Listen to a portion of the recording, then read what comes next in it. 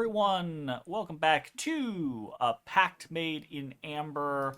Yeah, we're jumping in. Let's go. We're gonna do a recap from last Same time. time we played, so that we can jump in with both feet and see what the hell the crew of the Unfortunate Scorpion wants to do with their 3 days of Same shore right. leave.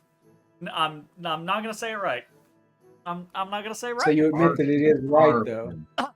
Legally, it is on paper as the Scorpion. So no. Legally, it is the unfortunate Scorpion, and I'll physically fight anyone that says differently. Cobb's gonna physically fight a lot of people then. I'm here for it. This is my hill to die on. Let's go! Previously, on a pact made in Amber, the crew of the Unfortunate Scorpion had finally arrived back in Poso, the main naval base and the largest settlement in Little Ix. Their arrival was interrupted by a wild horde of raccoons that vomited forth from the belly of a adjacent vessel, and whose breaths were the herald of black powder being belched into the face of Yuvik. And despite Aurelia's attempts at humor, there seemed to be no immediate threat in regards to this wild shit show that the crew had just found themselves arriving in at Poso. And the critters scampered off into the dark yard.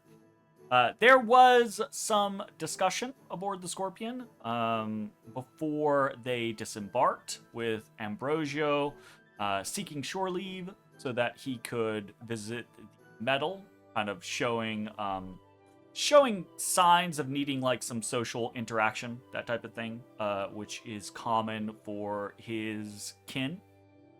Blackbird said her goodbyes to all of you and asked that you send her a missive should you be leaving prior to her recovery.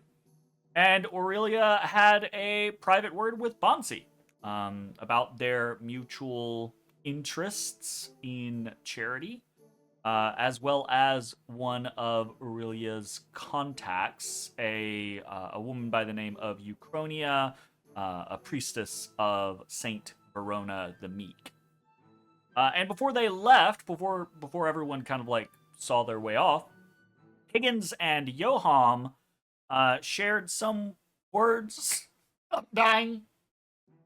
Shared some words about the situation around the naval yard and the distinct lack of notable enterprise, specifically of the criminal kind. Something seemed fishy. Something seemed off. So Higgins and Yoham kind of discussed the situation. Yoham proffering a contact, a catfolk by the name of Odysseus that should ostensibly be here working, and promised to kind of like look into the matter and make contact if at all possible. And from there, the party headed out, headed into the naval yard, and then further past the inner city, kind of into the area of the fortifications of Pouso, and to the naval command center, intent on giving the report that had been required of them by the Princeps Regash. On arriving, they were made to wait quite a while, several hours, since their contact was to be the Consul Hirado, head of the Navy here in Poso. Eventually, they were granted audience. Consul Hirado was a middle-aged woman of strict but amicable bearing. She heard what the party had to say, accepted many of their unintentional passive slights, and seemed to be of an accord about the situation in Amostra. The conversation was rashly interrupted by a man who asked for no audience, did not introduce himself, and entered Herado's chambers as if he owned the place. This was Sebastian Valderas, Vice Admiral in the Navy and the son-in-law of Duke Marco Verona.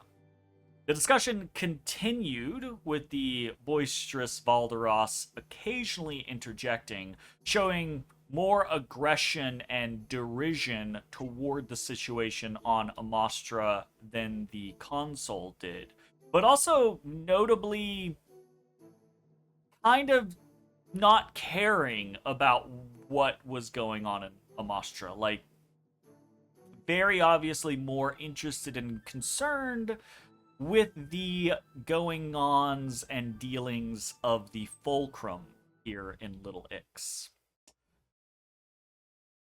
There are members of the crew, namely Higgins, Bansii, and to a somewhat lesser extent Cobb, who were able to read into the situation.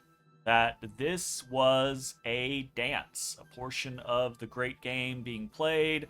Both Valderas and Herado were saying the right things for who they were supposed to be, whether they personally believed those things or not.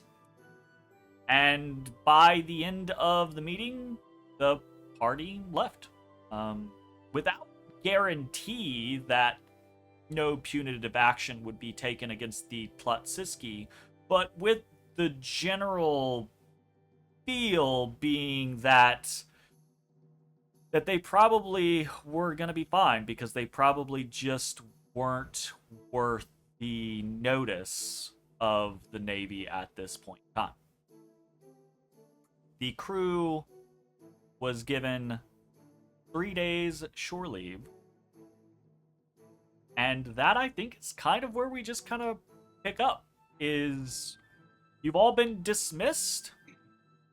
You've exited the chambers of the consul Herado.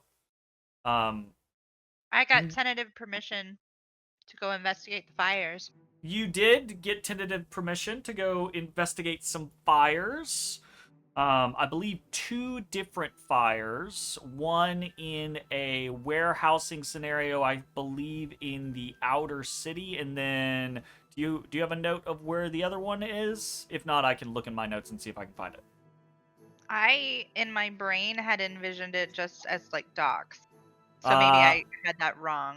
Well, there are 2, so I think one was kind of like the civilian docks warehouse, kind of like outer city scenario, and then I believe that there is a second fire. I'll check my notes, but I believe there is a second fire somewhere in the inner city that might be a maybe not noteworthy, but a more concerning situation, at least to the people who are rich. So maybe not more concerning to Bansii. But yeah, you're all dismissed. You exit the chambers. You're allowed to go your own way with these 3 days of shore leave. And notably, as you leave, the door closes behind you, and there is no name immediately called. The people, there are still plenty of people waiting in this lobby that you all were waiting in for several hours. But it seems like with the arrival of Valderas, those people might be waiting quite a bit longer until that man leaves, after doing whatever business he is actually here to do with the consul. Assuming that him just barging in on your meeting wasn't what he was actually here to do. So, your time is your own. You are in a medieval, kind of like late medieval, early Renaissance, kind of like feeling port city, right? very Mediterranean-esque in design and feel, right? Riojans are, you can think of this as them as kind of like very brash, lots of bravado, lots of bright colors, right? Very flashy. Even the lowliest Riojan speaks highly, speaks well and speaks highly of themselves, right? So the city is loud, raucous. It's a lively place. There's a lot of stuff going on at any given time, and while that meeting, waiting for that meeting, did take several hours. The meeting itself was relatively quick, and getting to the Naval Administration Center did not take you very long. So you still have most of the day, realistically, to do whatever it is you want to do, as well as some other additional days of shore leave. So now's the time.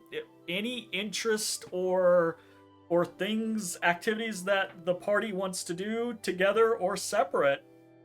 I believe lunch was potentially mentioned, but that doesn't have to be something that we role play through. You all can just be like, yeah, okay, we go get lunch, and then my character goes and does X, my character goes and does Y, right? But if it's something that y'all want to do, you can absolutely role play you all going to get lunch and trying to figure out what the fuck you want to do from here. No, Higgins was gonna make cookies. But Higgins is supposed to make cookies. I was promised. I shall make cookies. Maybe not like explicitly promised, but I shall make cookies.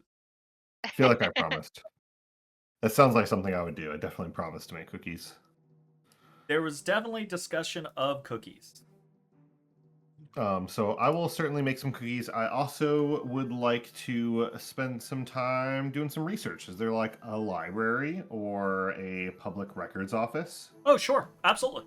Probably. I would say in a city the size of Poso, probably a half a dozen small like libraries in the inner city. And then they'll have like a records building. There's probably a couple of different types of records buildings depending on what you're after. Even here in a place like, for example, even here in a place like Poso, there's going to be a heraldry office. Absolutely going to be a heraldry office. But it again, it just depends entirely on what you're looking into. And then in the inner city, which is obviously where the majority of the people in Poso's bodies are going to be, the poorer section in the outer city, you probably could find a couple of like charitable works that are like public centers of knowledge and learning. Again, right, like thinking late medieval, early Renaissance kind of like vibe, European vibe, Mediterranean vibe.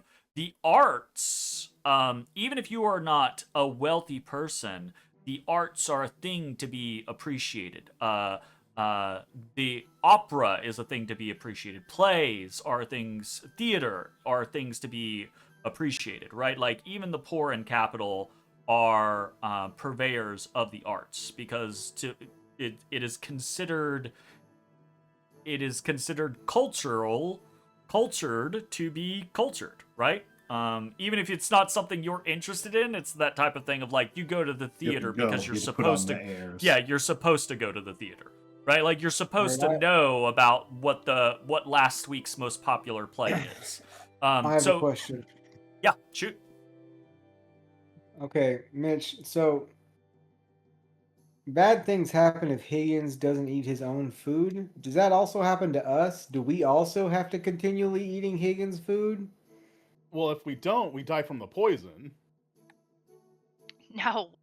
He clarified last time that he has a buff that he will lose if he doesn't eat his own food. Mechanically, it was teasing. It was teasing that he said he was poisoning us. But there was a little seed of doubt. I never said that I poisoned anyone. It is also very possible that he came up Yeah. With this whole like, oh, it's a buff. I got to keep my buff up. to make sure they Mechanically, don't suspect the poison. mechanically, Cusco's poison. if The any of poison for Cusco. not Poison to kill too.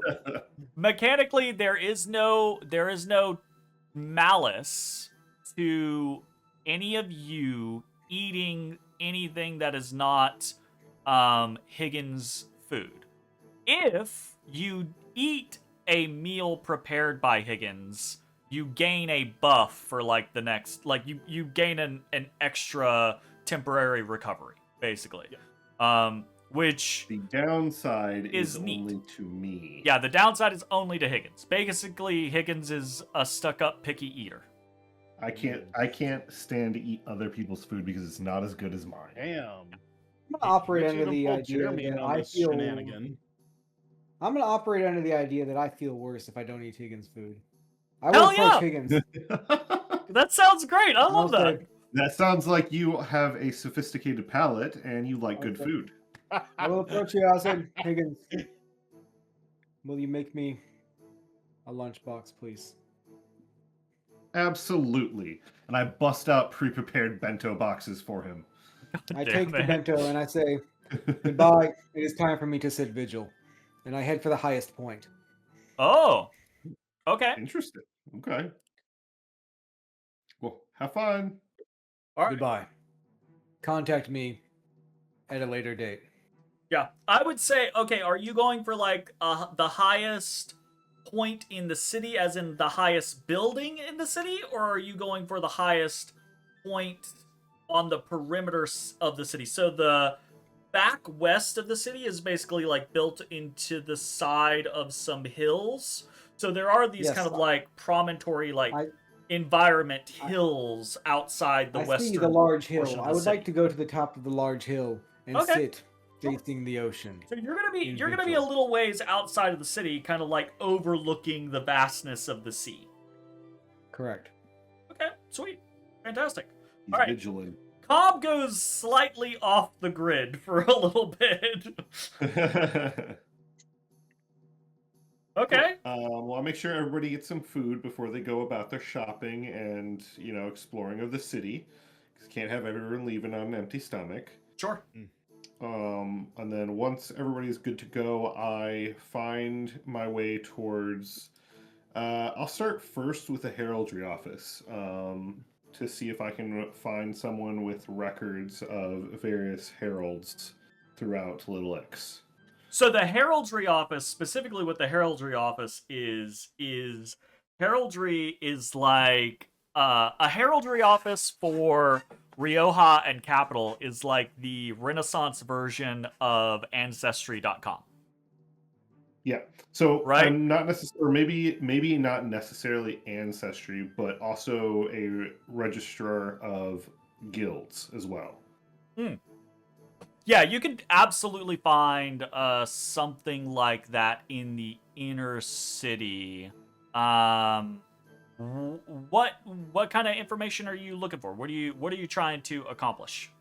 What's your end goal here? So I am searching for the name of a guild with this emblem. And I don't know if this Aha. not trying to be like overly secretive, but we haven't we haven't RP'd any of this. But like I'm looking for the it's a black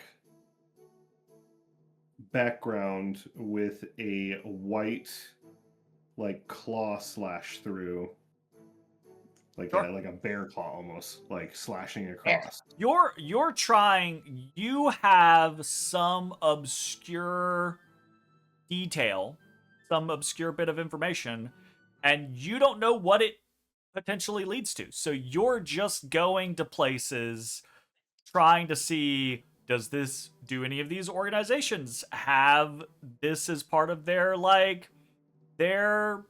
heraldry, their banners, is this anybody's symbol, right? Like you're just all fishing. I have is a symbol and no other information. Yeah. So actually going to like a a guild registrar would actually be useful, right? Because many of the more prominent guilds or mercenary outfits or things like that are going to have some sort of like symbolism around their name. A banner that they fly, some sort of plaque or something that they utilize to signify who they are. But actually, going back to that prior scenario, going to a heraldry office would also actually work, because every noble house, and keep in mind, every house in capital is a noble house. They just might not be on top right now. Every noble house has their own heraldry, right? So they're going to have their own coat of arms, they're going to have their own insignias, etc., etc. That also means, my boy, you're looking through tens of thousands, hundreds of thousands of potential symbols and banners and etc., etc. It's like Yeah, going it through, is what it's it like trying to is. find a specific chapter in Space Marines. It's just like there's so many icons. Yeah, absolutely. I would be willing to like recruit help of people who work there if they're like, hey, do you know this one? It's entirely possible they don't, but Sure. you know, Yeah. trying to get more information. Yeah. I'm gonna ask Mitch a question about Higgins. And so this might be a little bit to kind of tease through, but so I know the general gist of what's going on with Higgins, but I don't know that we ever really landed on a solid here. Is Higgins in Little Ix because his search has led him to Little Ix? Or is Higgins in Little Ix because his search has led him to the Navy in Capital, and in getting into the Navy in Capital, he just got put in Little Ix?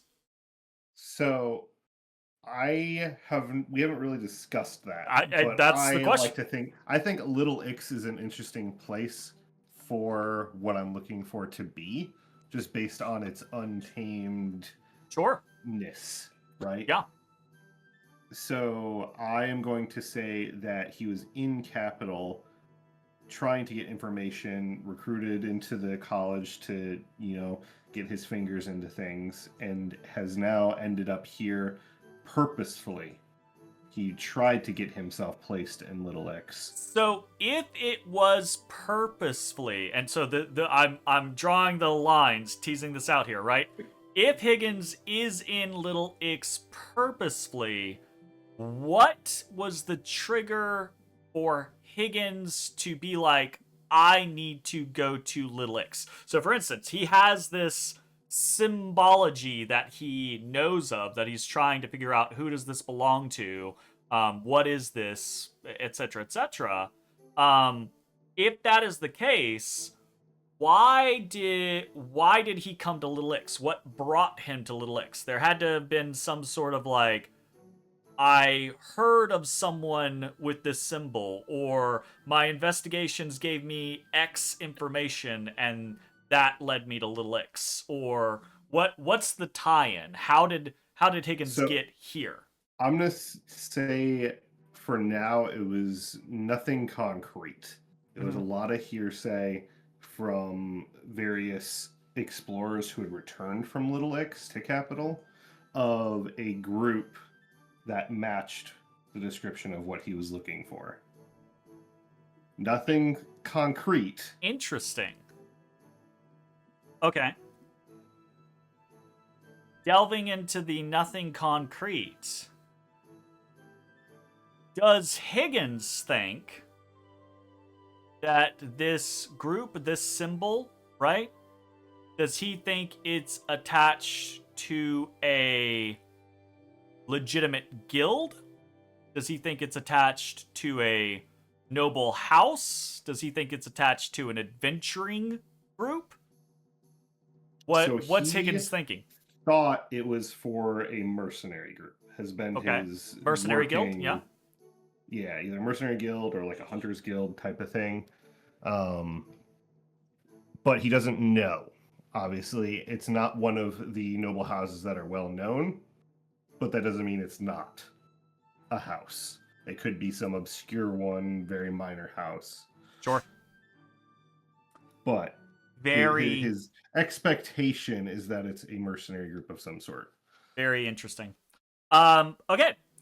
The process by which a lot of, I think, general things that are going to happen in Draw Steel, how they're going to go is outside of us exploring, you know, like the concepts of battles and things like that, which I think Draw Steel is very handily equipped for. I think the next realistic system that makes sense to use is just to co-opt the downtime system. So this is, you all have 3 days of shore leave here, right? This isn't what I would necessarily be like, oh yeah, obviously there are rules for hunting down a potentially criminal organization, or maybe not criminal organization, in the downtime activities, but we can absolutely make this a downtime activity. And what that means is that it's not just going to be a random fish roll, right? It's not just going to be like, roll me a power roll and just keep, you know, day after day after day, keep rolling until you get above X number and you got lucky, right?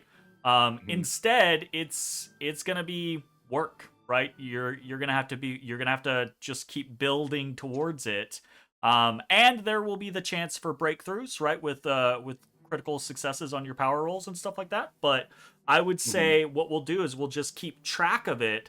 The thing is it doesn't have a hard end point, right? That you're aware of. There's no like, get to 100 points and you will have obtained the information that you know. You're just gonna have to keep doing it until you get something and see. Okay? Okay. Alright, so in that regard, on the concept of making a downtime check here, is there something that you think, is there a skill that you think is going to help you in this regard? To me, intuition makes the most sense. Okay. Because is intuition the one that's kind of tied to like the criminal underworld and like researching stuff, or is that presence? I would say that's probably... Well, that's probably reason, maybe. Well, it kind of depends on the situation, right? You know, like, sometimes I would say criminal, like, working with people might be more presence, right? But intuition might be applicable to like figuring things out or trying to understand things. Reason can be, you know, useful for figuring things out or understanding things. So it's kind of just dependent on the situation and how you want to spend it, right? So if you feel like Higgins would approach this from a stance of intuition, right? Like he's searching, he's investigating, he's searching for information, he's going off of like gut feelings and tricks and methodologies that he learned, right? That all makes sense to me if you want to use intuition. Do you think there's a specific skill that you have that goes with it? I would say, in hindsight, I did not build a lot of researching into my character. You're a very stealthy, scary guy, but you haven't Well, I do have of lore, criminal underworld, and magic. Sure. But I don't have anything that's like administration. I'm not sure there is an administration skill. I guess I'm just gonna go with criminal underworld. Maybe Sure. like trying to just tie in my knowledge of how organizations like this might work. Okay. And how they might categorize themselves to maybe fly under the radar if they're not officially sanctioned. Yeah, well, I mean, plenty of criminal outfits have a legitimate business front, right? Or a front that is the face for their criminal enterprise. You have extensive reasons to believe that the people you are after are not good people. So you have every reason to believe that if they have a public facing, that is not the truth behind who they are. So I think it makes sense to be on the lookout for telltale signs of, oh yeah, criminal enterprises. Yeah, there are 379 guilds registered to this one building in the city. That's not suspicious or anything like that, right? Like that type of thing, right? Make me a power roll, and you're gonna add your intuition and whatever bonus you get from your criminal blah blah blah. Your slow start, my man. Slow start. Okay. So my intuition is a 1. How do I check the other thing you mentioned? Oh no. That says you have a +0. Is that right? I don't know. Oh, is criminal underworld reason? It might be reason, so that might be why you don't actually get much out of it. Yeah, that makes sense. But I mean, I guess it's 0. I mean, you're not getting a malice. Is anyone in the party really smart and want to help me do research? I don't think I have reason. I think I have the other one. That's wait. What did you ask? Oh yeah, Is I have anyone really smart and want to help me do research? I have intuition. Reason. You have 2 reason? Not 2 reason. He's a very reasonable boy. As I'm leaving the boat. I carry you to buy his jacket. If you pull me aside and tell me what you're doing and it involve like criminal organization like information, I would actively have a reason to actually kind of want to come with you and like. Bansii will do it for cookies. Okay. Well, then, real quick, before Cobb, you leave, I'm gonna pull everybody aside while we're eating lunch. We're rewinding real quick. Back to lunch. Flashback. So I make everybody a nice meal, and we're all eating a nice meal. And Higgins kind of takes a moment and says, I wanted to tell you all a little bit about myself and a bit of why I'm a far mariner. It's not necessary to our day-to-day, but it may be important so you understand my motives. I joined the Far Mariners to find the people who murdered my lord. He took me in at a very young age and gave me a safe place to live. He taught me many skills, treated me well, and one day he was murdered. Viciously. I came home to find our abode ransacked, blood everywhere, and his body mangled. But do you have any idea who did it? Sort of. My lord clearly put up a fight, and clutched in his hand was the remnants of an emblem. It was a black field with a white bear claw slashing. That's all I've had to go on. And it was that emblem that led me to Capital to try and find the origins of it, where I joined the college and eventually the Far Mariners.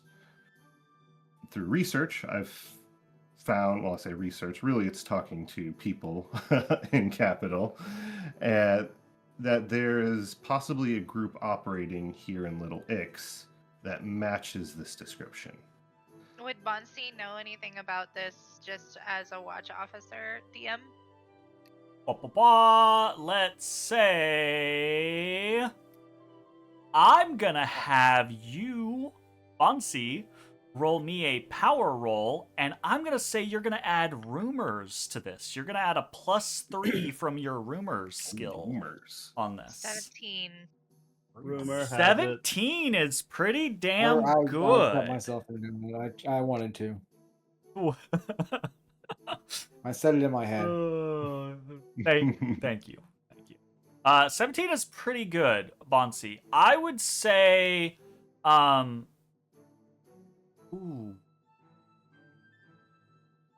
would say, from what little Higgins has told you. Damn, little Higgins. Little Higgins. From what he has told you, there's nothing hard, right? Like there's nothing definitive that you know of. But you are a resident of Capital. You said last time we were playing, right? Like you have every reason to be very abreast of the news and the goings on of the houses and the guilds and etc., etc. You yourself are looking for your own information, right? So you absolutely have an ear to this kind of thing. I would say on a 17, we're gonna potentially do this in increments, and I'm gonna make a note of this. Something tickles the back of your undead brain. There is a hint of recognition there, but you don't know what it is, why it is. Like, there's just something in the telling of Higgins' story. Not like any one particular point. You're not like focused on, oh, he described this thing and I recognize this thing. But it's in the telling of his entire story that something is tickling the back of your brain of like, why does this sound familiar? But you can't think of the why yet. That's gonna take time. Okay, cool. Uh-huh. But to that point, I feel we've been traveling together for a bit now. I would love your help as we travel. If you find any information about them, or this emblem, and where they might be. I hear these White Claws. They make delicious beverages. I hear they also make great donuts. Sponsored. Wait, do they? Bear Claws. I was like, White Claw makes donuts? What? Well, no. Claws and Bear Claws. Like, sign me up. They have, like, Well, Bear Claws often have. I love a good custard seltzer in as them, much as anybody else, but No. I'm not seeking it out. White Claws, like alcoholic. What's that drink that has basically nothing in it? Seltzer. Not seltzer. It tastes like seltzer, but like with the Tonic water? concept, with the concept of like orange in it. Oh no. Mineral water. Thick It's water. like it's like soda water, but like someone It's like burped. LaCroix. Yeah, LaCroix, LaCroix, that's that's what it is. Yeah. It's like someone ate an orange and burped Carbonated near water. a bottle of LaCroix, and that's orange LaCroix. That's Accurate. gross. Pretty accurate. Meanwhile, I'm like, man, I wonder if they have boozy donuts somewhere in Las Vegas. I bet you they do. That would be There's no damn doubt they do. pretty nice. All right. Now, one thing that Sorry. may help as you ask around or look, or if you happen to have the time, I don't think they operate as a normal mercenary band. They may talk of themselves as monster hunters. Damn. No. Wait, what's the child's name? Nata? What? Not What's the Fucking child's name? no! no! From Wilds. From Monster what's Hunter the child's Wilds. name? Nata? I think it is Nata. No, I think it's I think not. you're right. Yeah. I think it is Nata. Oh. Oh shit! It's Nauta. He's here. Oh. He has feelings. He just wants to live. No, I will hunt him down and turn him into pants. Hunt him in front of the child. I think a very specific thing got said, so I'm gonna ask Bansii to make another power roll. Boozy Donuts? Boozy Okay. Donuts. 3. Familiar, like you're listening to the conversation and you're thinking, and you have that itch in the back of your head that lets you know something, but you just it's not clicking yet. So it's just not there. Sorry, I didn't roll higher, Mitch. Nope, you're good. Fine. You're good.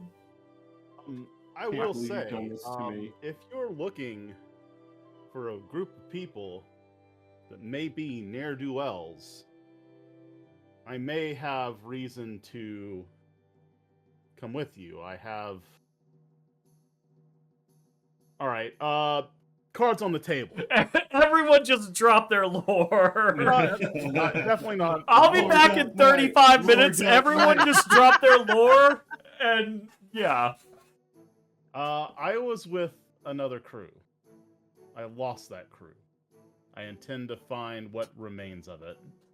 And the fastest way I knew how to get back on the ocean was by joining Verona.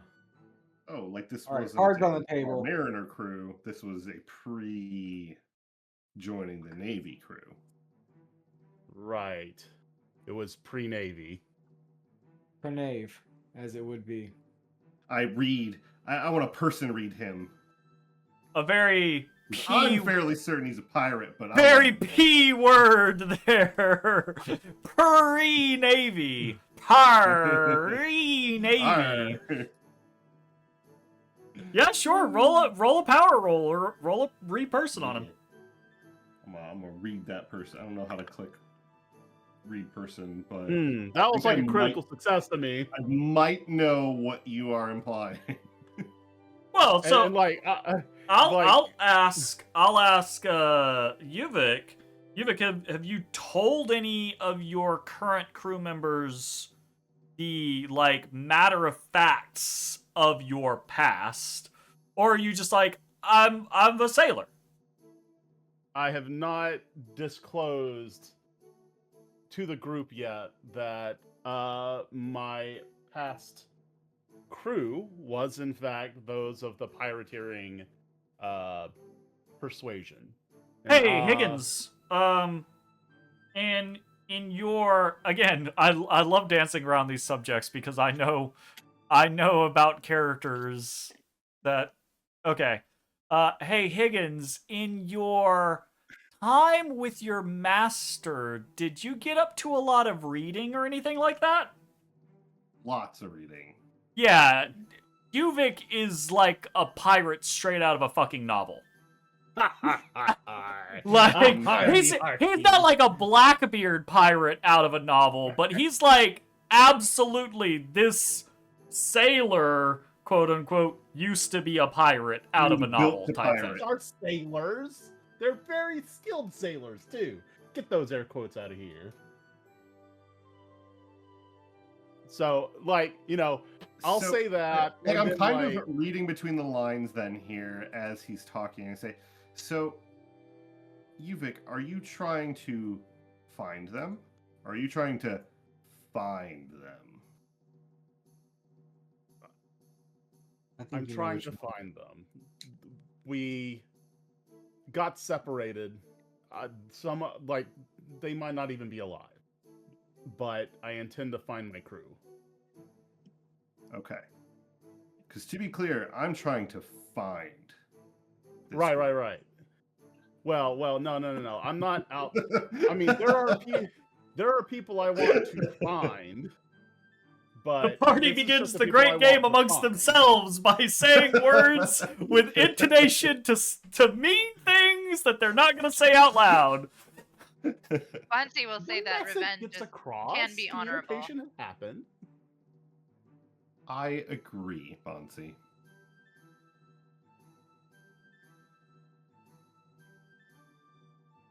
Well, So then... your story rings familiar to me, but I don't remember why. And I would be happy to accompany you to find what you're looking for, maybe to research more. But I have some other things I also need to do while here. Sure. And again, I've been on this road for 2 years now. I know it may take time. It doesn't need to be solved today. Okay. That's a very interesting thing coming from Higgins to Bansii. Bansii, how many years have you been on your own road? Is it years? Is it months? We're still unsure. No, I had said like 5 years. So like 5 years? No. Like 5 years? I've only been like a wraith lady for about 5 years. So the fire that I'm investigating exactly about 5 years ago. Okay. So those two events coincide. Yes. They're okay. very, very close in time. Yep. Gotcha. All right. Sounds good. I think Mitch is picking up on Bansii's backstory now. Yep. Higgins has no idea yet. Higgins has no idea. So the other thing is, like, Bansii's not very trusting. Sure. So, like, to play her character pretty well, I have to kind of keep it a little bit tight-lipped. She's not going to tell you anything until she knows for sure. Well, I mean, Bansii has no... It's one thing to, you're a crew, you've got each other's backs, right? You're obviously, when shit gets into it, you're going to fight with one another to survive, right? Like, you're going to fight against whatever it is you're facing. But that's mutual survival. This, what each of you is, got on in the background, right? Like, that's personal. That's not mutual survival.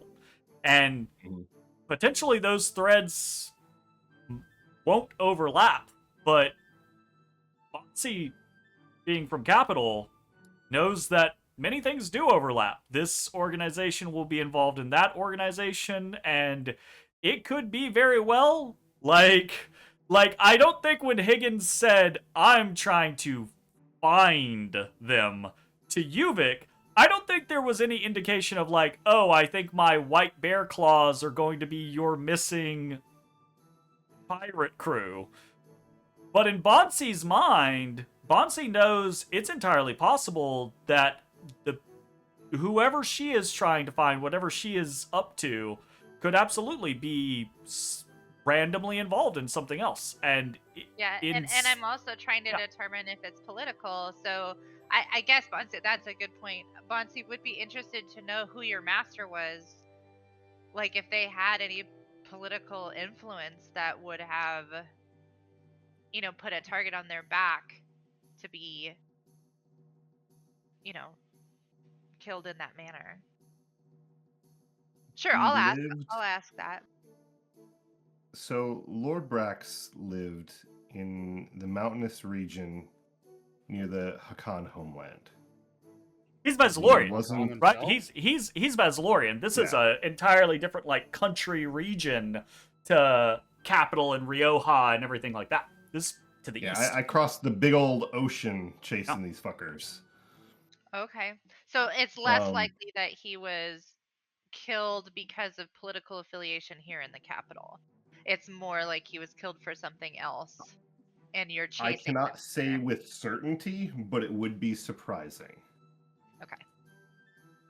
Since we didn't live in a large city, you lived isolated, relatively isolated. We were very isolated, yeah. Sorry, that might not have been something you wanted to share. I apologize. I was confirming for my information, not for everyone else's information. We were isolated, yes. And I guess since we're sharing this, I'll go ahead and throw in specifically who I'm looking for is the Narwhal and her crew. The Narwhal. Would that be Then- would that be familiar? I can do a power roll.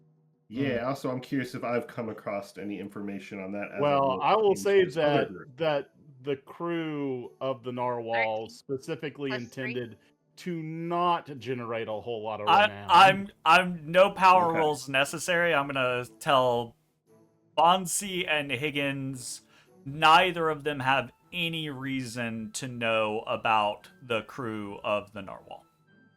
Okay.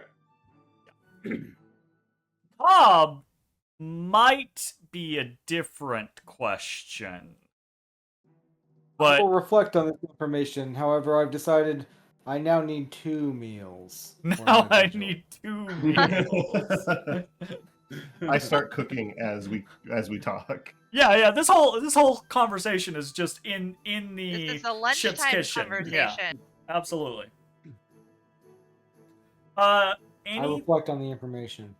are you reflecting for the purpose of trying to see if you know and you want to make a roll, or are you just reflecting and not gonna share? Once I reach the vigil, I will consolidate my thoughts and reflect further on this. Sure, sounds good. All right. A lot of things got shared. A lot of things got said. Anybody got anything else before people are popping off? No. I proceed to pop off. Pop off. All right. In that case, secondary question, follow-up question to that is Higgins' original power roll for starting his investigation here in Poso is a 4. Hell, Is All and that. and all of this conversation got started off of the back of the idea of Higgins potentially garnering some aid. I think Lily made it clear, right? Like Bansii is interested in aiding, but not at this exact moment, right? Because Bansii has things that she wants to do, right? What about Cobb is also going off to do some things. What about Uvik? Does Uvik has his own things, or is he? I'm actively looking out ne'er-do-wells. So if this is like potentially a group of people that have been around the city that may know where people in the darker corners might know things, I would be interested. So the question therein lies: does Uvik want to go with Higgins and aid Higgins' downtime roll, thereby foregoing his own, or Yep, I will do that. or does Higgins want to make his own downtime roll with a specific goal in mind, with that goal which might aid Higgins eventually? Oh, and I have the +2 reason, so that So might be a better right, so roll. You so should when we do probably downtime do it. activities, people can participate and they can help someone else in kind of like a downtime project or a goal, but you sacrifice your own ability to do a full, like you can still role play and do things, right? But you're not doing your own specific downtime thing, right? That's the trade-off. So you can boost Higgins' roll, right? Or you can do your own roll for a goal that you're after, and maybe that goal also eventually garners information for Higgins or for Bansii if she ever shares things, or what have you, right? But that's kind of like the mechanical gist of things. So what are you feeling there? Okay. So if I decide to assist Higgins specifically with his foregoing mine, do I roll for him or does he just roll again? What would happen is, I think in this particular case, it's dependent on the way downtime works. But it's dependent on the type of project that you're doing. A lot of times what you're doing is you're just giving bonuses to the person. But considering that this isn't a typical downtime project, what I think I would probably do is I would just have you roll as well, and you're just going to feed into his total. Okay. Yeah, then I will forego mine to help that's me. Higgins with his. Okay. Make And me a power roll. And I'm gonna use if I could just click the word reason, it'll include the +2 in the roll. It So should, I'll do yeah. that. I don't know what culture lore benefit, whatever. Anyways, this is at normal, right? Yep. Okay. Total of 17. 18. My bad. 18. Can't count. Nice. Okay. Here we got which actually would have Higgins would have been a 5. Listen, if there's some cutthroats around, I'm sure I can find out something.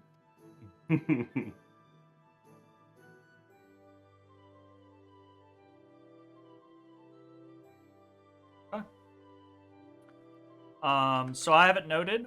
I have it noted as Higgins hunting the white bear claw. Has 23 points.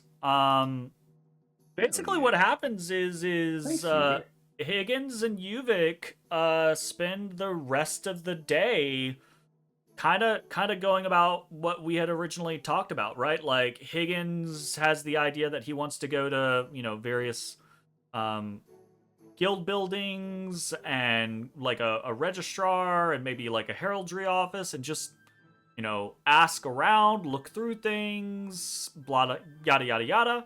And Uvik accompanies and helps look at things, ask questions, but is also on the side just kind of doing a more Uvik-y or is Uvik more like analytical about the approach, or is he more like is Higgins the one talking to people and Uvik is the one reading through books and shit like that, or what's going on here? I would like to imagine that I'm trying to thieves cant my way into information. Okay.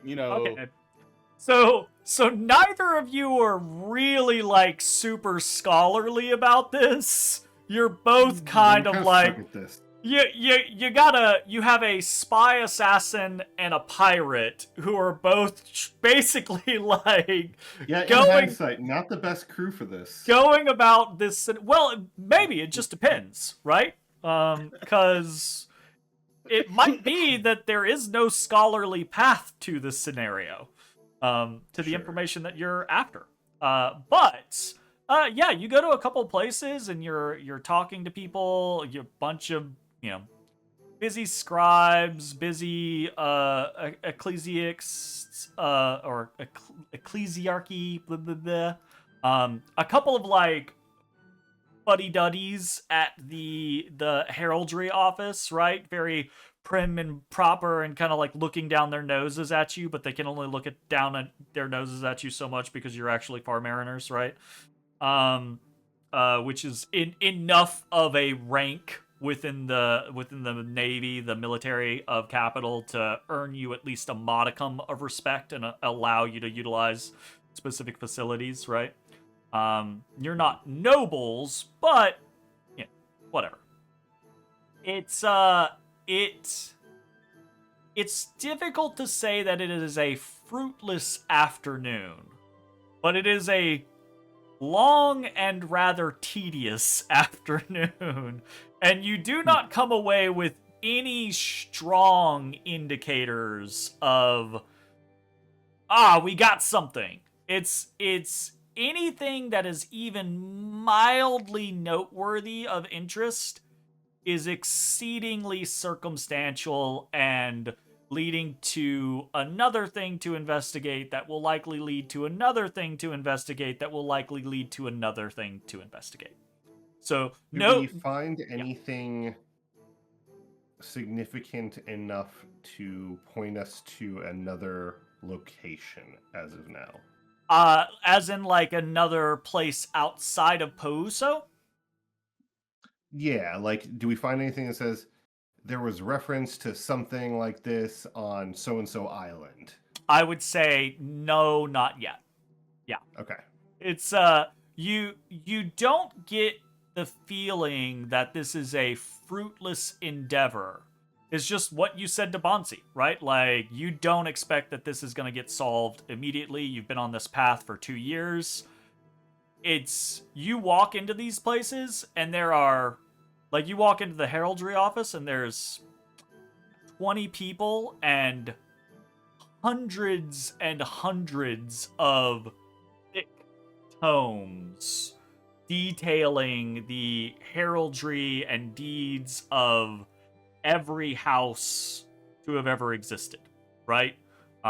You go to the guild registrar, and it's dozens and dozens of real legitimate businesses, but then hundreds and hundreds of teeny tiny groups and little bands and organizations, and if nothing else, Riohans and Capital are really good at putting pen to paper. But that comes with the downside of just a lot of not incredibly useful information to you. A lot of useless shit. Yeah, a lot of useless shit. Okay. Sounds like a plan. Cool. Hob, Hello. you just marching out of the city and up the nearby hill? Yes. Alright. It's He's like, I'm not playing. It's not a short trip. It will take you probably about 2.5 hours to get out of the city and up the kind of like promontory that the western portion of the city is kind of like built against. But there's nothing barring your path or anything like that. You do see there are a couple of like outlooks on the back side of the promontory. There's a couple of like guard patrols that pass you by as you're kind of like winding your way up the hill. There's a couple of people here or there too, right? Like small groups of people coming and going. But there's not a crazy amount of activity outside of the city proper.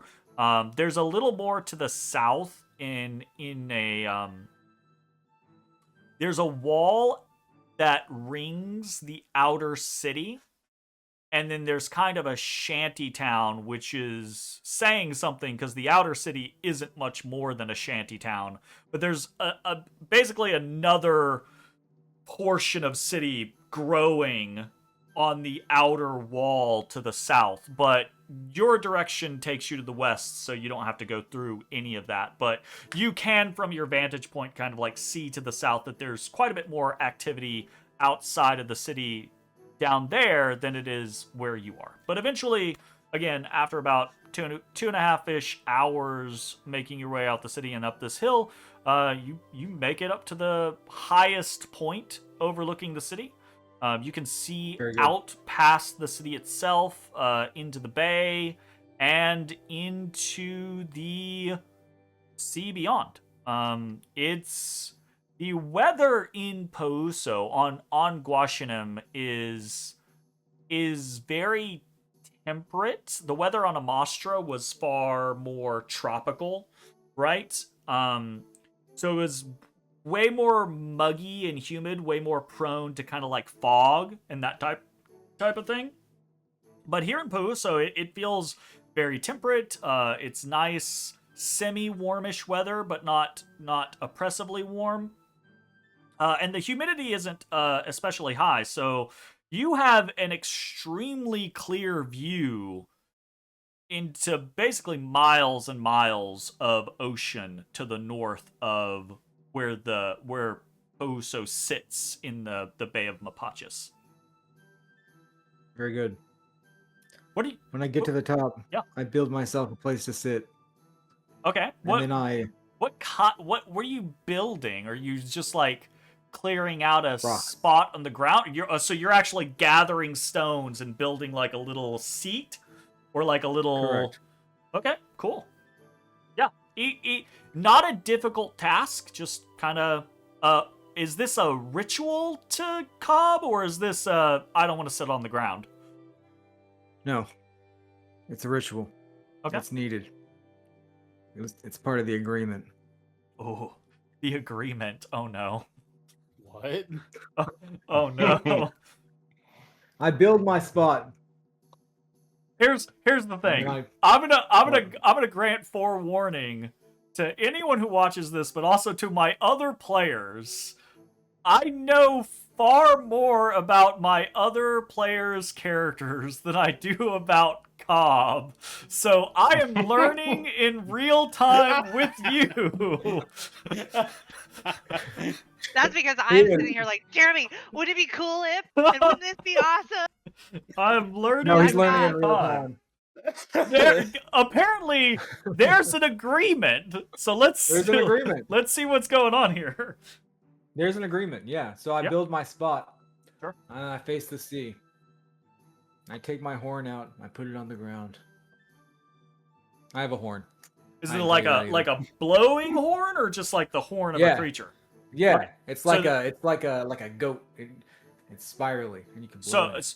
is it a horn made of horn, or is it a horn made of metal or other It's a materials? horn made of horn. It's a horn Okay. horn. It's a horn. A horn. Okay, it's a Jeremy, horn. It's a horn that horns. It's a freaking horn, Jeremy. It's a horn. Gotcha. I'm All right. clarifying. I'm building the mental imagery in my head of Cobb in Alright, this, that's a- like, don't even know what a on fucking this horn is. promontory, having built his seat and sitting Jeremy, his you've never horn heard of a horn next to horn. him. All right, I build my seat. I take my horn. I put it out.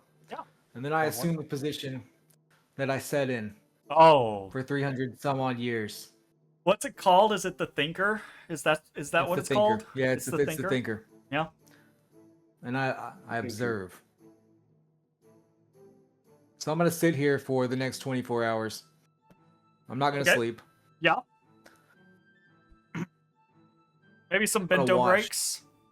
Yeah. But I'm just gonna sit here and I'm gonna watch, and I'm gonna consolidate my thoughts and my knowledge. Yeah. I'm gonna hold my breath some. I'm not gonna lie. I'm gonna hold my breath some. I'm gonna do some breath exercises. He says some. He means a lot. He's gonna breathe like A lot. six Most of the times time. during this Most of whole the time. whole thing. And I'm just gonna sit there. I'm gonna watch. Yeah. For, like storms. And if like a bad storm looks like it's coming in, I'm gonna blow my horn and be like, "Burn!" But if not, I'm just gonna sit here like this. And I'm gonna consolidate for 24 hours. What are you consolidating? Knowledge. Roll me a power roll. He rolled. That's a 4. Probably.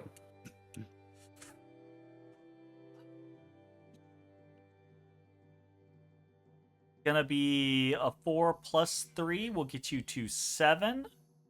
That's a And 7. a plus 2 with an edge will get you to 9. Unfortunately, That's a 9. 9 still isn't going to do much. You sit, you consolidate, you focus inward. It's not about the And gains, it's about the act. time passes. You see clouds passing to the north. There are currents. You can't see them, but you, Cobb, with your connection to the sea, you feel them even off of the Scorpion. You have come to understand in Little Ix the adjacency to the Maelstrom to the north, vomiting storms out of it. You've come to understand that most often the storms are picked up and gathered by the winds that follow the currents through the archipelago.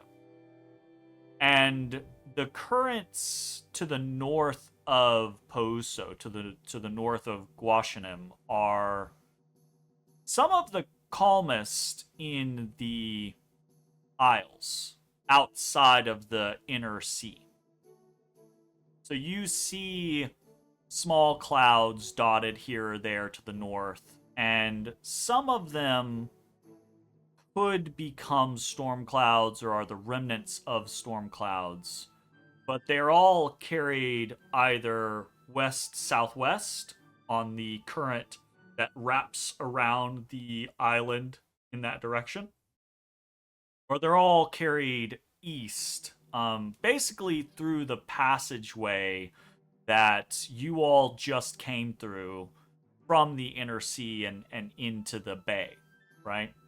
So Very good. you see nothing come towards the city. No reason to blow your horn. My But horn. that in and of itself is just kind of like the act, the physical sense of what you are doing, of what you are observing in the world before you. The process that you go through of consolidating your own mind as a dwarf in Orden or Ord is perhaps unfamiliar to your crewmates. Dwarves in this world are weird. They are weird creatures. Higgins, right? Higgins isn't as far off to you as perhaps the others are. Being a Hakan, being a race of entities descended from stone giants, is perhaps as close as anyone's gonna get to the dwarves. But you are made of living stone. And it is a strange process by which your body lives and breathes, and in turn, Hello. a It's right strange there. process by which I your can't see it. mind works and digests information. On that 9, is there anything that Cobb was actively trying to garner from this process? Or was it just the beginnings of a wind down of consolidating everything he's recently been through? Yes. Yes to which of those? Yes. If it's yes to both of those, then I think on a 9, that's all it ends up being, right? Is perhaps there is a question Cobb seeks the answer to, or perhaps he seeks a question. But at this current point in time, kind of just meditative, observing the world, right? So not like in a trance, not out of it, but as he is internalizing his experiences and watching the clouds pass and the sea move, nothing comes to him that sparks further investigation, further consolidation. Very good. It's what I like to hear. Okay. A silent sentinel over the city. What the fuck is Bansii doing? And also, Hello. did Bansii get her cookies today, or are cookies in the works? How long does the recipe say they take to cook?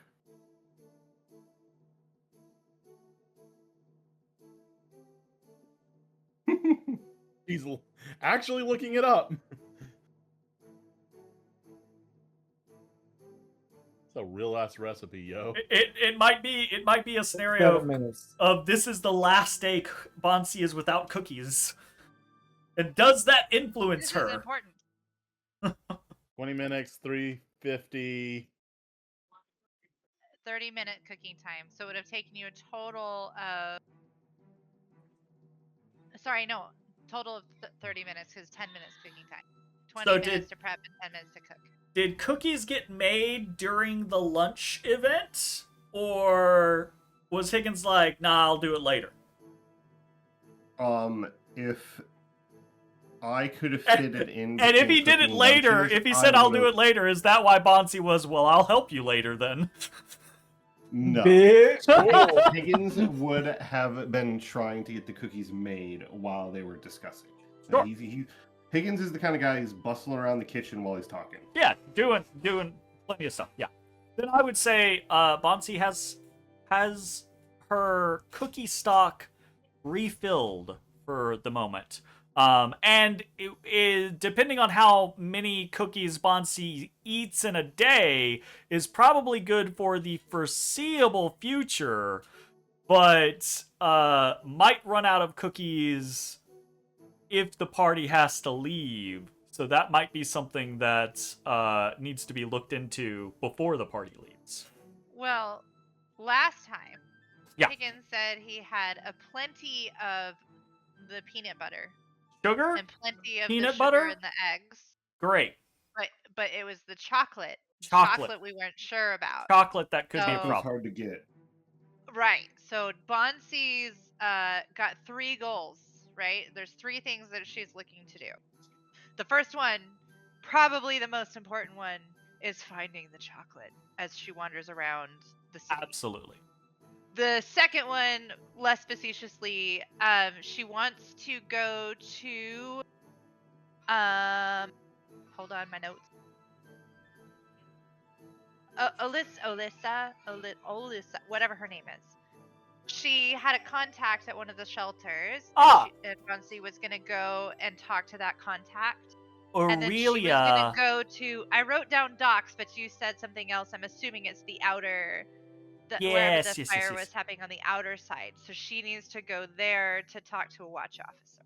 So, before leaving, Aurelia imparted to you that she knew a priestess by the name of Euchronia who worked at a church of Saint Sounds like this Verona the patron Meek. Saint of Ukraine.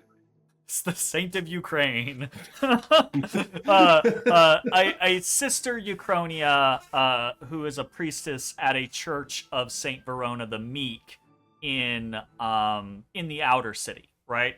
So, and when I say church, right, almost all of the charitable organizations in a world like this are going to be quote unquote churches, but when I say church, it doesn't always mean like, oh, it's a church building, churchy church kind of scenario. The way religion works in this world is a little strange, right? People don't typically pray to gods. They typically pray to saints. Saints are like deified individuals who were so exemplary of their Awesome. gods, tenets, that they ascended, right? Sometimes that ascension is merely in the eyes of the people. Sometimes that ascension is literal, like they actually became beings of power tied to divinity, etc., etc. And when people are dedicated to these churches, sometimes these churches are temples, sometimes these churches are more organizations, sometimes these churches are just buildings that maybe have an altar and they do work in the name of said saint, right? But the saints are typically who people give offering to and worship. Saint Verona the Meek, as I said last time, being a saint of the people, of the poor, of the meek, a people's saint. And when I say a people's saint, I mean a commoner's saint rather than a noble's saint or a ecclesiarchy's saint, right? Type of thing. So,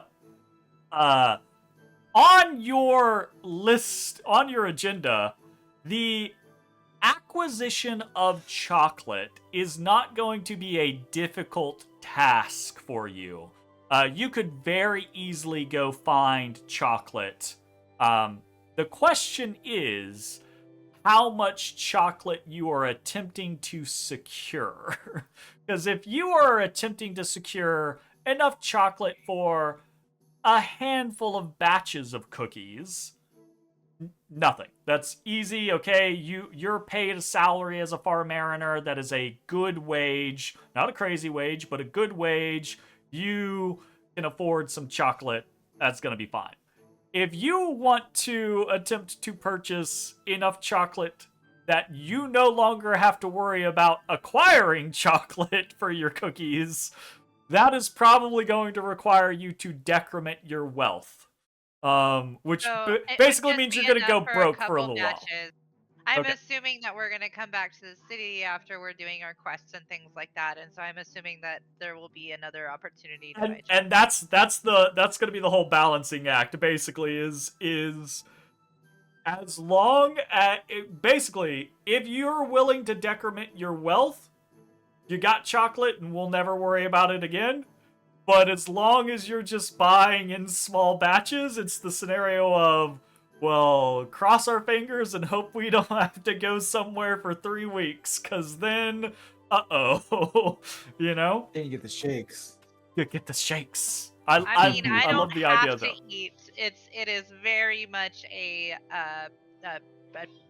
pleasure, a guilty pleasure, even. But I'm sure we can find a substitute for chocolate. Oh, it's more the peanut butter. Well, at least you got peanut butter and, well, you got peanuts in large supply. So, anyways, Bansii, quick work to stop by one of the several, like, nicer markets in the inner city on your way from the naval yard, right? And just pick up a couple of, how would they sell that? I think... Okay, so... in actuality, probably what they would do is... Bansii's going to come back to the ship later with a couple of actual, like, cocoa beans. Oh, cocoa beans. Like, all right, Higgins, I hope you know how to ferment. Oh, no. They're just gonna. I mean, you could probably buy, but it's gonna be way more expensive.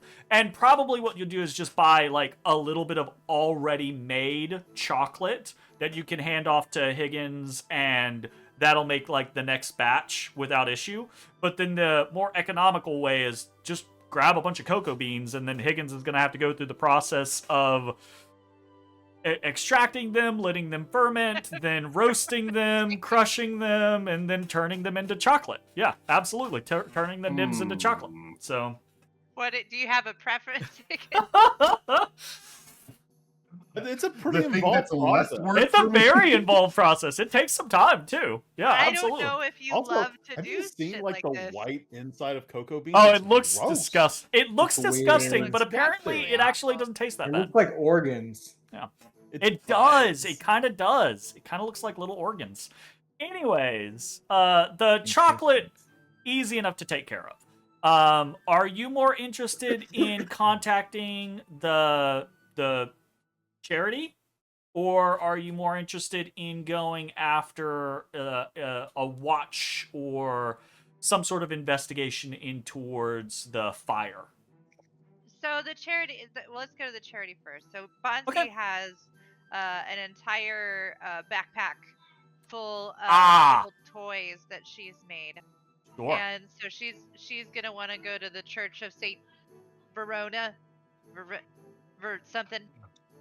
Saint Verona. You got it. You got it. A random question. Random question. Are when you say Bansii has a sack of toys, right? Is it like a small satchel, or are we talking like a rucksack of like wooden toys? Like a backpack. Would Bansii have tried to see if like Robert or Johan would like carry her bag of toys, or is Bansii like, no, I've got this? She's got it. Okay. My toys. Sounds good. So yeah, I mean, it would be like like a bag of little toys. So there's probably like 30, maybe. Sure. They're not super heavy and enough to be in her backpack. Sounds like a plan. So Bansii does her brief chocolate shopping. Are you? Okay. One cat had the other cat half bent over, and it looked like it was like a chokehold neck snap scenario. And I was like, "Are you killing each other?" But it was very peaceful, just like, hugging. Is someone dead? Like, all right. Anyways, Bansii makes her way, grabs some chocolate, and heads into the outer city. And it is crowded and loud and boisterous and not incredibly sanitary. Again, very late medieval, early Renaissance kind of like environment. Very pushed together buildings, very packed quarters, but a very bright and vivacious people.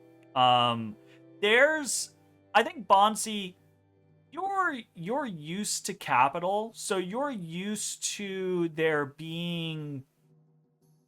a lot of different tones in the city of capital, right? Because there are incredibly wealthy, prosperous areas of the city. There are incredibly poor areas of the city. There are incredibly industrious areas of the city. And then there's a whole fucking district of dead people in the city. So there's a lot of different like tonal shifts depending on where in capital you are. Yeah, it's like where all of I don't Right? want to say Bansii's people. Bansii's found people. are Bansii's in that found area. family. There you go. Yeah. Okay. But it's in capital, going from neighborhood to neighborhood or district to district can be an extreme tonal shift and a depressing tonal shift. So this is going into the inner city. This is the poorer type part of town, right? The inner city is actually split into two districts, right? Which is the southeastern district that is actually touching the waters of the civilian docks, right? Is full of trade and a bunch of like businesses and merchants and things like that, but on the poorer side of things. And the northwestern district of the inner city is actually just referred to as the Mule District. And it's referred to as the Mule District because the main portion of the workers or mules live in that portion of the city, right? Drug mules or Not drug mules, just like backbreaking, like working in quarries and stuff like that, right? The area that you walk into feels familiar in the concept of it feels like you're walking into a poorer district in capital from an architecture and design standpoint. But it's an incredibly bustling, lively, jovial group of people that you find yourself moving through for the most part. Obviously, there are things that kind of like stick out. There are beggars, there are vagabonds, etc., etc. But Houso is a new place. It's only 2 years old as a settlement at all. It's this growing, thriving city, and it very much encapsulates that Ryohan capital mindset of anyone can make it, right? And the people here right now, the majority of the people that you're seeing are in that mindset. They're loud. They're filled with bravado. And there is a hum. I don't know how Bansii reacts to it, or if she even reacts to it or not. Because it's not like Bansii is unfamiliar with it. There is To poverty? no. There is a hum of energy in these people that you do not see when you are amongst your own kind. And I mean that in two ways. There's a hum of energy in these people that you don't see when you're around the undead or when you're around other elves. Yeah, I think she's new enough to being undead that a lot of the elvish in her is Still takes not, like, over, not yeah. habit. Yeah.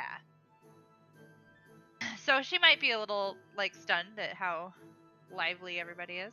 It's not something that you've never seen in Capital, right? There are definitely places in Capital that are like this, but it's normally the places in Capital that are like this are like the pellet, or maybe not the pellet, the fuck, I can't remember the name of the place, but some nicer areas, not like super rich areas, but like industrial areas and trade areas and people working. It's a little foreign for Bansii to see this kind of like very smashed together poor environment be filled with people that look hungry and hopeful and like full of energy.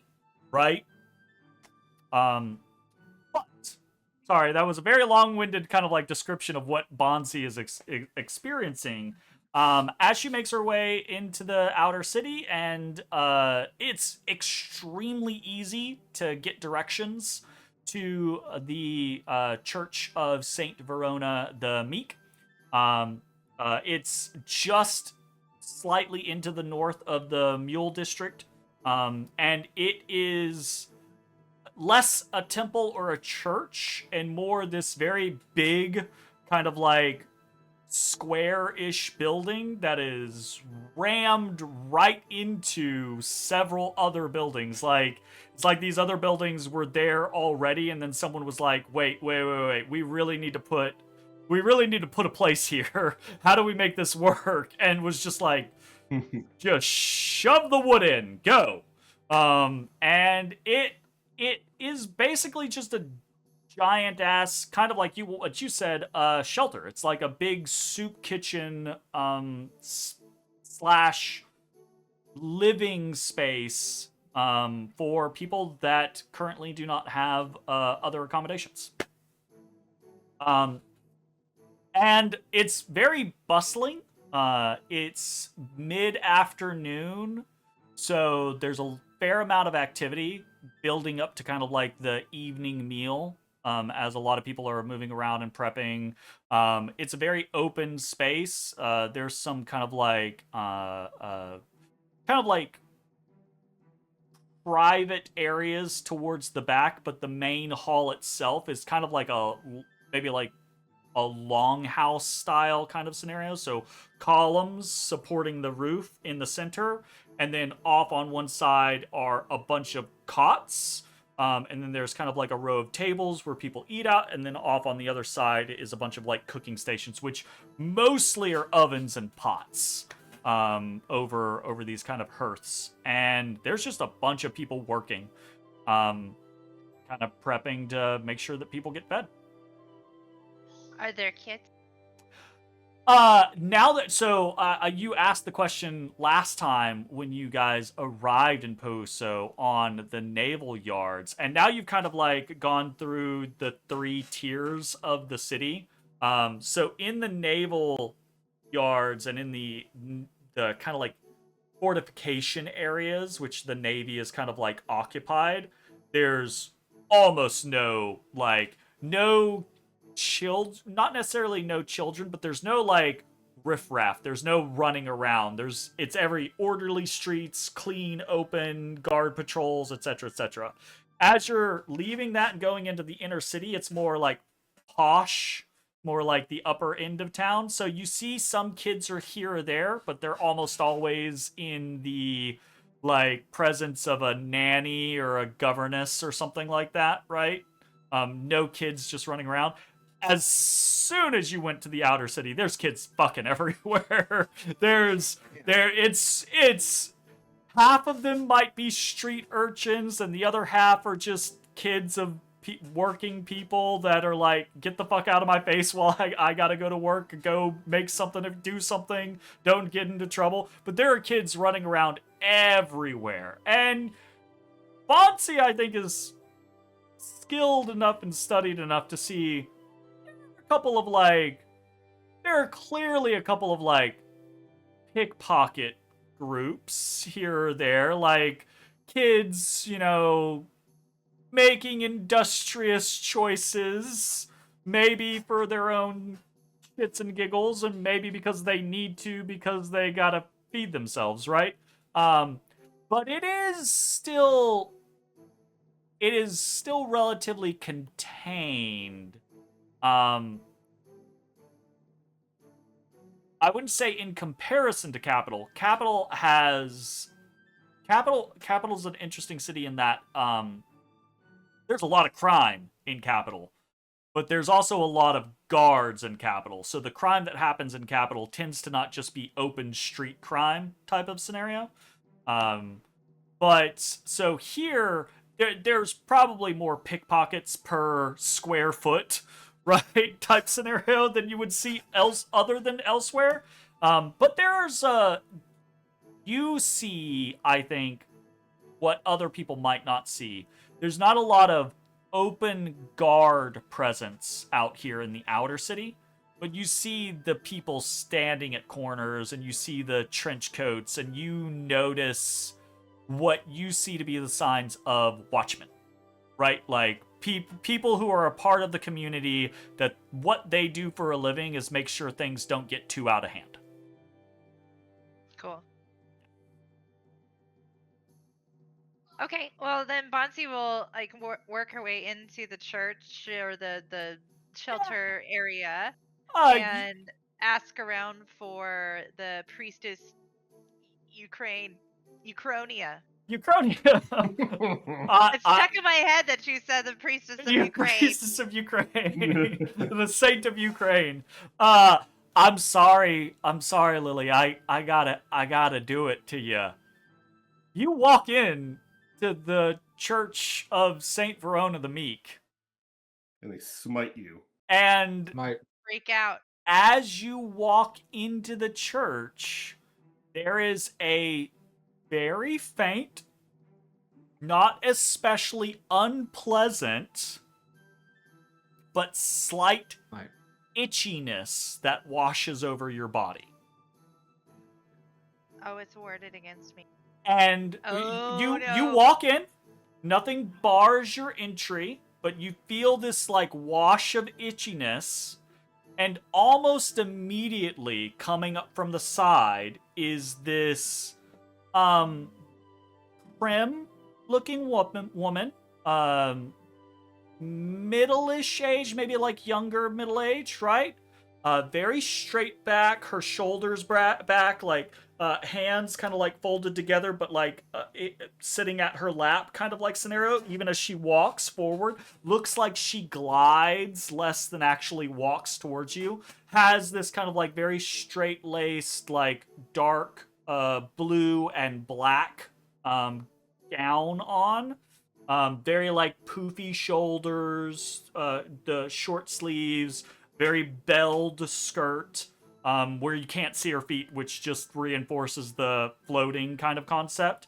And she's a very thin woman, not quite gaunt, but very thin, with kind of hollow cheeks, kind of palish blonde hair that's kind of a little curly and falling around her shoulders.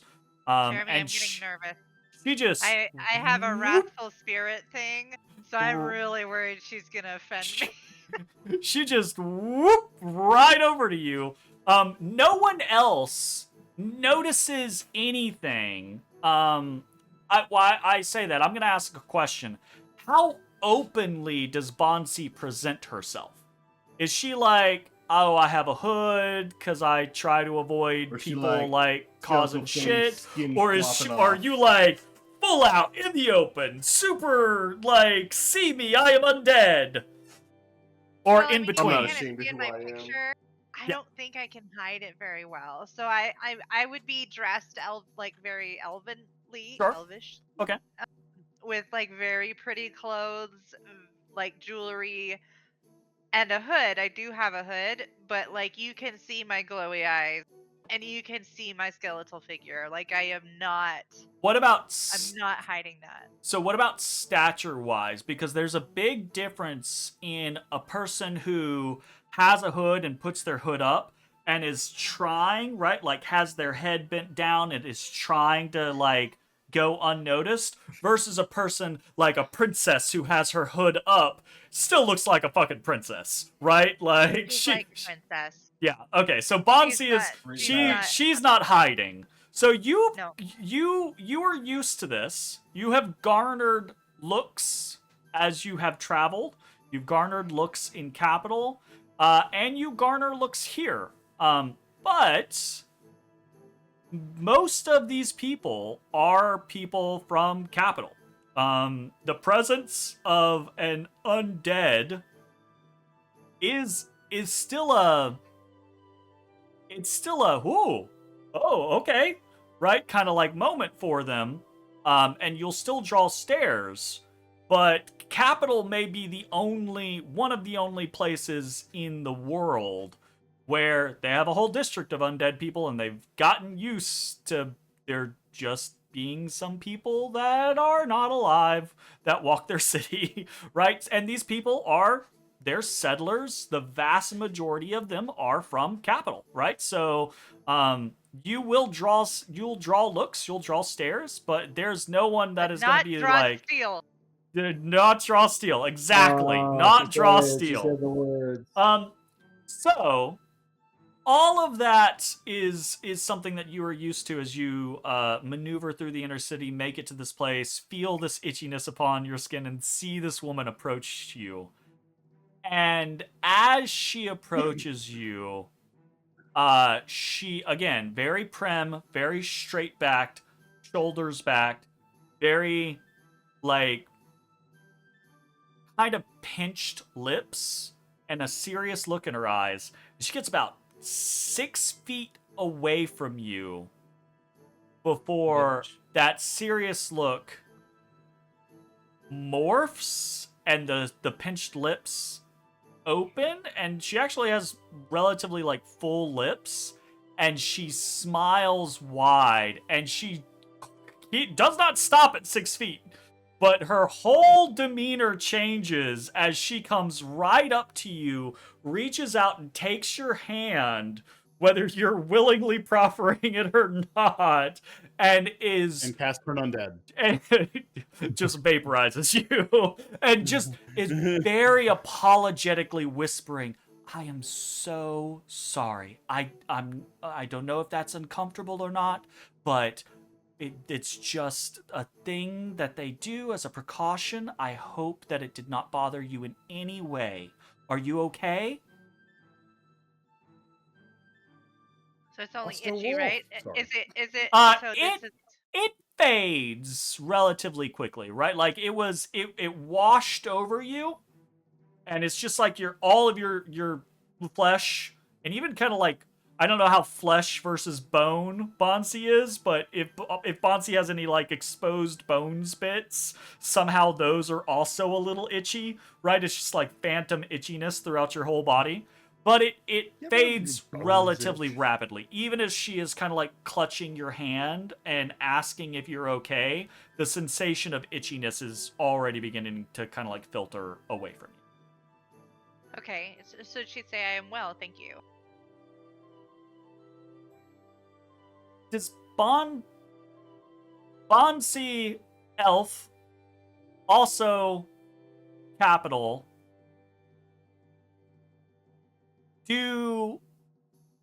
okay, so Bansii is a born and raised Riohan from capital, right? Yeah. Is there? I believe so. Do you think there's any sort of accents that capital elves have, or do they just speak like all other Riohan capitalan? I would assume they speak like. I mean, I don't know the answer to that. I'm asking I would you. assume she speaks like all the other Riohans. Okay, sure. Then she just smiles at you, and nods and says, "Good, good." And she kind of like shakes your hand, but she's doing it in that kind of like overly motherly way where she's got one hand under your hand and another hand on top of your hand, and she's like shaking it like this, right? And then she kind of like her eyes widen, and she's like, "Oh, what can I do for you? My name is Euchronia. This is..." And she stops and she looks at you. You know where you are, I assume. Yes, I was given your contact by a friend who was on the boat with me when I arrived, and she mentioned that you might have children in need of some toys. And Bansii will take her pack, come around, and like open it to show her the toys that have been made. You see her demeanor shift entirely a third time. Turn undead. No one brings toys to our kids. The woman that approached How dare you? The woman that approached you initially seemed incredibly officious, right? Fastidious, very prim and proper. Yeah, super McGonagall. And yes, right? And then flipped a switch and became very caring and matronly and overly concerned for you. Very customer service-esque. Right? You see a third shift as this woman visibly kind of like releases a breath of not knowing who the fuck you were or are and why the hell you are here. Oh, she you thought she was being open audited? this bag of toys and her whole body relaxes. Sacrifice. And her eyes, which had been smiling, but you can recognize as kind of like it was a good fake smile, but it was still a fake smile, right? It was a proper smile. They actually look warm for a moment, and she looks up at you, and looks down at the toys and steps kind of like up to you in the bag, and you kind of like laid it on a table, and she kind of like puts her hand in and picks up a couple of like delightful little things that you have carved for children, and you actually see like a little tear well up in her left eye as she puts a hand out to you as if to shake your hand, and she says, She breaks the realize rules and walks I've away. already introduced myself, but I am Euchronia, a priestess of Saint Verona, and you are... Oh wait, Jeremy. What? Do elves guard their names? You said that last time, and I didn't know that because I had offered it before to the lady. It depends on the person and who they are, right? Like, some elves are very, very guarded when it comes to their full names, right? Most elves will use a portion of their names as their moniker, and they're typically pretty free with that. But some elves will guard their full name, and then other elves, one, are already well known, so they just don't care, or two, just don't care, right? It depends on who you are, who your family is, where you're from, why you're in the place that you are. Like, it's so many different things. So I think it is entirely dependent on Bansii and who you think she is. There's no, I'll say this, there's no like reason that an elf should guard their names necessarily. There's no like, I know the true name of the elf. I have power over them. I just didn't know if there was like something there that it would be like another elf would be shocked. Different cultures, different places. You might come across an elf in the future that is like, holy shit, you tell people your real name? Why? And then you'll meet 3 dozen other elves that are like, hey, my name is such and such, right? So it's very dependent. Christy the elf. Christy the elf. Okay, sounds good. So she will say, my name is Banner of Light on a Quiet Sea, but the children call me Bansii. She will nod at you and she says, I'm delighted to make your acquaintance. This is incredibly appreciated. And she gestures down. Again, kind of like still picking up a toy here or there.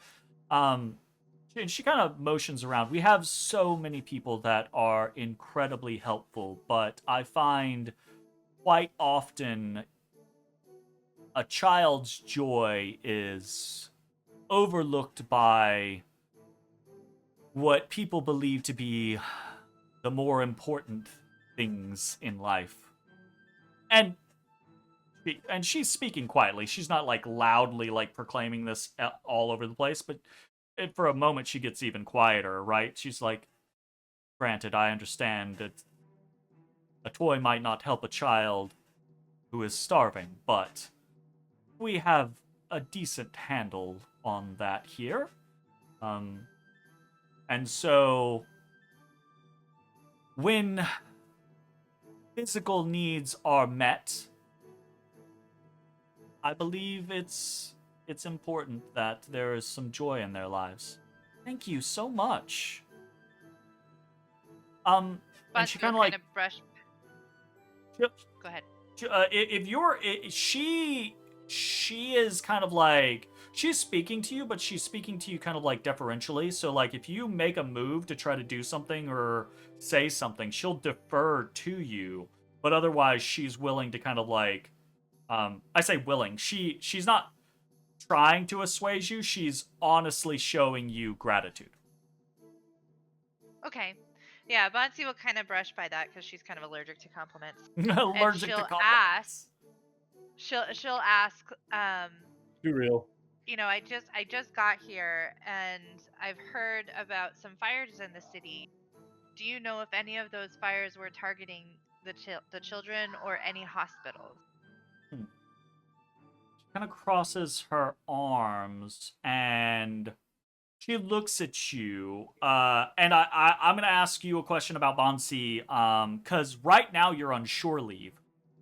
So you are free to have dressed yourself in whatever kind of garb you want. But generally, far mariners, they have clothing that is assigned to them, not necessarily that you have to wear at all times, but like that you wear for official things. But also things like insignias, right? Like badges to show that you are a far mariner or those types of things.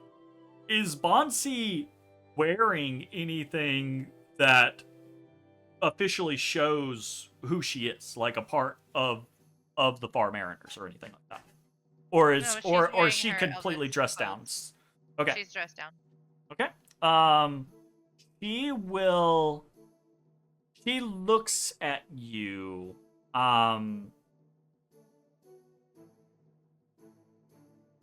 This woman has many faces. You see her go through a process across her face where she has met you, introduced herself to you, gone through a couple of like, oh, I don't know who this person is. Oh, this person seems like a nice person. Oh, this person is definitely a good person. They brought toys to the children. Okay, this person is asking some interesting questions. Who is this person? So she kind of like pauses. She doesn't immediately respond to you. She kind of like looks you up and down before she answers, and she says, I heard there was a fire down near the docks. I'm still here, but my kids are naked, so I'm just making sure there's no naked babies on your camera. Thank you. Good plan. Appreciated. She says, I do not believe there were any children involved. The building was a warehouse, I believe. There were no it wasn't an orphanage or a hospital or a shelter or anything like that. I know a couple weeks back there was some, I don't know if it was a full-on fire, but there was some sort of arson incident at, I don't know if it was a house in the inner city. I'm unsure of that one. It didn't make near as much of a ruckus as the fire a couple nights ago, down near the docks. Uh, why are you asking? So Bansii will be pretty straightforward. She'll say, I came from Capital, and there was a fire at one of the hospitals, the children's hospitals that I was working at, and it was targeting the children. And we have not found the person responsible for that in the last 5 years. So I just want to warn you that there is someone out there that is targeting kids. And be careful and take care, especially with fires going around the city. Just know that it's happening. She looks at you mouth agape. She just kind of like gasps that you say that, and she's just like, "That's terrible." So you are just being cautious. You don't have any reason to believe that that arsonist is here. No. Okay. And she He's like there. visibly like had wound herself up as you were saying that to her, and is like, ugh, like sighs, relief, like, oh my god, I thought you were like, okay, all right. Well, Sorry to alarm you. Like, I'll see that and just say, sorry I alarmed you. No, this is, I mean, it's odd, but you're being a good civic-minded person. You know of a problem and you're trying to keep people. I have contacts. I have some friends in the watch. I mean, that's what they do. They're always on the lookout for this type of thing, but I'll just mention it, and it never hurts to be doubly sure. We can all we can just hope. I mean, again, it was a warehouse, so no reason to think that the two are related in any way, shape, form, or fashion, but no reason not to make sure that everyone is aware of and extra careful. Thank you. And by the way, a friend of mine, this is completely unrelated, is looking for someone who has an insignia of a bear claw, a white bear claw. Do you know what that is, or have you ever heard of that before? Kind of like thinks for a moment and says, I don't think so. Everyone seems to want to have some sort of insignia. She gestures, and there's 7 guys standing around doing whatever, and every single one of them has some sort of coat of arms or something about their person, right? It's a very Riohan thing to be like symbolizing yourself or your house or your cause or your organization, right? So, I mean, Gotta have a logo. yeah, even she, right? Like she has a pin on her blouse that is of the insignia of Saint Verona the Meek, right? So it's she shrugs and says, I could keep a lookout, but there's nothing that just jumps out at me as recognizable to what you say. Okay, thank you. Thank you. So this is incredibly gracious of you. And she's gesturing down at the toys. Bansii nods. So I'm gonna be leaving the city soon, but on my way back, if we pass through, I'll drop off some more toys from you. Just let me know if there's anything that you need, or send me a missive if there's anything that you might need while I'm out. Where would I send the missive to? Hey, Jeremy, where would she send the missive to? She would The send unfortunate Scorpion. She would The send the unfortunate missive. Scorpion. She would send the missive to the naval yards, right? She's basically asking who the fuck you are in a very polite way, right? Because you have given her your name, but she has no idea who you're affiliated with or whether you're a part of an organization or Fair. anything like that. Fair. So you could just tell her the naval yards and she will know that means you're a part of the Navy. She won't know what part of the Navy, but sending a missive to the naval yards means that an administrator at the naval administration is going to receive that letter and then redirect it to where it needs to go. Yeah, so I'll give her this ship name. So the unfortunate Scorpion and the naval yard.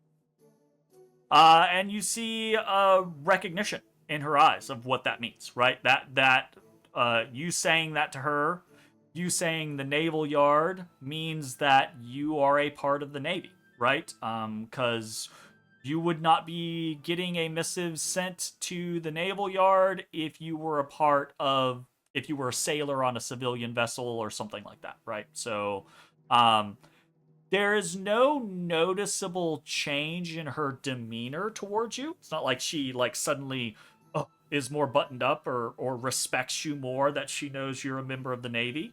But it's very obvious that she draws that conclusion and she nods at you and she says, of course.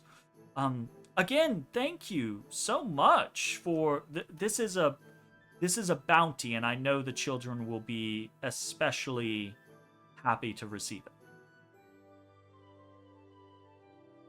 Bansii nods and then turns to go.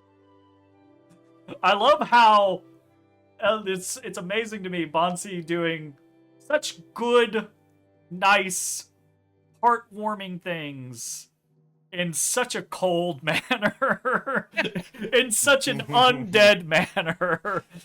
I'm undead Santa Claus. I feel That's right. nothing as I give you this toy. But Goodbye. I do like cookies. Goodbye. Yeah. Okay, cool. He's like Great. Sally from Nightmare Before Christmas. Well. Oh, she died. Did you hear that? Oh. The voice. Oh, of... yes, I did. She was Oh, a it's so zombie. sad. She was already dead. Okay. Cool. All right. So I know Bansii also is interested in investigating the kind of happenings of that fire. But I think that might be more activity than is realistically plausible, unless Bansii really wants to nighttime stakeout kind of scenario today. Because it would probably be getting late. The only other thing would be on her way back. Could she stop a watch officer? Oh yeah. And ask them kind of recanting a little pieces, not a lot of it, but little pieces of the story from Higgins. Oh, to hey. See if that rings any bells for them. Sure. Just she would stop one and just say, hey, I used to be a watch officer in the Capitol, and I heard this story at a bar about this thing that happened with this insignia of a bear claw. Does that ring any bells for you? I'm trying to remember what that was. I want Bansii to roll me a power roll, and you're just going to add +2. Oh, 19! Ay, ay, ay! All the crits. Crit. Okay, so this is the scenario, right? Of you are who you say you are, right? But especially in a brief pulled to the side conversation, for a watch officer whose normal everyday task is to be watchful and suspicious of the people around them. It's basically yeah, this guy is going to be at the bar with his buddies later and be like, yeah, this person randomly came up to me and was like, hey, I was a watch officer in such and such. Tell me about this thing. And I was like, I looked at them like they were crazy and I told them to fuck off, right? That's the potential that you were about to run into there. Yeah. But Except I'm undead and scared the shit out of this guy. somehow, right? Whether you scared the shit out of them or whether or not you, I don't know. Maybe Bansii has like legitimate documentation or like insignias of her former time as a watch, right? As a member of the watch. It's something that That's might a great idea. something that might be provable to be like, hey, I used to actually do this. I am a good person. Well, you know, bad people can be bad people anywhere. But you know what I'm saying. So granting you some sort of air of legitimacy, right? Maybe that's what Bansii does. Maybe she is just super intimidating. Maybe she's just super persuasive, right? Who knows, right? I leave that up to you. But regardless of the situation, you do pull, because we said earlier, right? Like, you have the knowledge to kind of, like, a person to be like, yeah, that guy that's in the trench coat, leaning on that corner, watching everyone, that's a watch officer, right? Like, that's a member of the watch, clearly, right? So you're able to identify these people, and you find one that seems to be, like, on your way, and is not obviously already engaged in something, and you have a private word, and they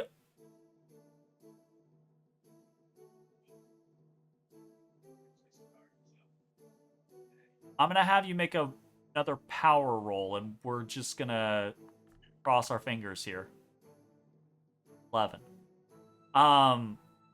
They get a look on their face that looks maybe potentially kind of like what your face looked like earlier today when Higgins first told you. They kind of like screw up their face and they're thinking and they're like, I want to say something sounds familiar, but I can't really place it. But I'll ask around and I'll see if we can dig anything up. Do we need to be worried about these people? No, I was just asking as a favor to a friend. Okay. But you'd like to know if we find something. Yeah, if you find anything, I'd love to, you can just send me something. I'll give him the same information. Sure. Yeah. The ship I'm on and... So yeah, you basically you have made contact with the town watch of the outer city of Poso. It's extremely unlikely there's not going to be a town watch of the inner city. Those will be guards, right? And there will be specific organizations of guards that are kind of like a different scenario. Town watch is more of like a community-ish thing, right? So the outer city, you've made contact with the town watch of the outer city, and they are looking into stuff that is very vaguely described from Higgins. Nice. And we'll see if anything happens from that. And then eventually Bansii can make her way back. I believe you were told by the port authority contact that took your information. I think you were told you were good for 1 day or 2 days. Was it 1 day or 2 days? A few days. Anybody remember? A few days? Was it a few Long as days? you want. It definitely wasn't as long as you want. So I think for simplicity's sake, we're gonna say a few days is gonna equate to your shore leave. So either you're okay to anchor where you are at on the docks until your shore leave is over and they tell you to go off to some fucking island, or your shore leave is over and they tell you to do something in the city and the port authority also tells you to move your boat. I think it was like a day. Hey, move it in a day or something. I think it was like a day, but I'm gonna tread back on that and be like, we'll just let you park your boat there until your shore leave is over. But We're gonna count that as a day done. And the next day will arrive unless there's any sort of like nighttime activity, any sort of information that is shared. I'm assuming Cobb doesn't return. And I think no one expects Cobb to return. As Cobb might not have been especially forthcoming with the information, but I think at this point, Hopefully Cobb knows when we leave. yeah, you know, Cobb. I'll share what I did with Higgins so he knows that there's other people looking. Sure. Thank you, Bansii. I appreciate that. Is that a concern for Higgins? Is Higgins okay with a bunch of different people looking out for things and the chances that brings? I'll let him know I never dropped his name. I don't think that he would be concerned about people wondering about. Like, people searching for it, I don't think would trigger any red flags or like freak Okay. this group out. Sure. You don't think you're gonna like spook the rabbit type scenario? Yeah, like I don't think they are specifically in hiding. Gotcha. Okay, sure. Sounds good. Okay. Then I think without much further ado, unless anybody wants to do anything during the night, the next day rolls around, right? It's day 2 of your shore leave. You again, nothing much is going on. You're all free to do whatever it is that you wish. But around assuming that there's some sort of like morning-ish gathering, it might not be structured, it might just be come and go as you please type scenario, but assuming there's some sort of like breakfast, breaking your fast kind of like situation, while Higgins, Yuvik, and Bansii are at least still on board the vessel, Johan will approach whatever sort of gathering there is, and he will, he'll tell you, hey, Ambrosio didn't come back, this morning. And it's not like, it hasn't been, I mean, you know, it's not like, sound the alarms, toll the bell, it's, Right. I wouldn't even necessarily say he's like late, and I mean it's shore leave, so I mean we're not all exactly the most punctual bunch, but I'm not gonna not say anything, so I'm just letting you know he was supposed to be back this morning and he's not here yet. Maybe that's a thing, maybe it's not a thing. Just letting you know. Did he mention what his plans were with his leave? Yeah, he told you all he wanted to go visit the metal, right? And the metal being the underground kind of like hub or location where Raiden Whites live, right? There is a metal in Poso.